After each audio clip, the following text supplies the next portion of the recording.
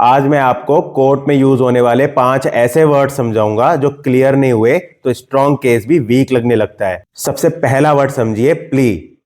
Plea का मतलब होता है कोर्ट के रिकॉर्ड में आपका ऑफिशियल स्टैंड क्या है। ये सिर्फ बोलने की बात नहीं होती, ये लिखित रूप में रिकॉर्ड होती है। एग्जाम्पल, अगर आप ये बोल रहे हो कि मेरे साथ गलत हुआ तो फिर ये प्ली नहीं है। पर अगर आप ये बोल रहे हो कि पिटिशनर का प्ली ये है कि नोटिस बिना ऑथोरिटी के इशू हुआ, तो फिर कोर्ट को क्लियर हो जाता है कि आप किस पॉइंट पर केस लड़ रहे हो। अब आता है सबमिशन। सबमिशन का मतलब यह है कि आप जो कह रहे हो वो लॉ और फैक्ट्स के बेस पर कह रहे हो। कोर्ट फीलिंग्स नहीं सुनती, कोर्ट सबमिशन सुनती है। एग्जाम्पल, मुझे लगता है ये अनफेयर है। ये सिर्फ ओपिनियन है, पर सेक्शन के मुताबिक ये एक्शन अनफेयर है। ये प्रॉपर सबमिशन है।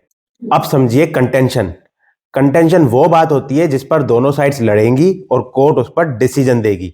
एग्जाम्पल, नोटिस गलत है, ये एक जनरल बात है, पर नोटिस लिमिटेशन पीरियड के बाद इशू हुआ, ये कंटेंशन है। कंटेंशन जितना नैरो और क्लियर होगा, केस उतना फोकस्ड रहेगा। अब आता है एक सेंसिटिव वर्ड, कंसेशन।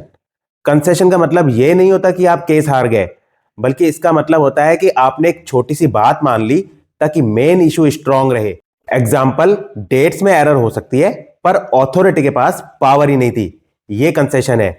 कंसेशन कभी कभी केस को और स्ट्रांग बना देता है, और गलत कंसेशन केस गिरा देता है, और सही कंसेशन केस को और शार्प बना देता है। अब सबसे इंपॉर्टेंट वर्ड, रिलीफ। रिलीफ का मतलब होता है आप कोर्ट से एग्जैक्टली क्या ऑर्डर चाहते हो। कोर्ट खुद से गैस नहीं करती। एग्जाम्पल, जस्टिस चाहिए, ये रिलीफ नहीं है। नोटिस क्वैश किया जाए, ये क्लियर रिलीफ है।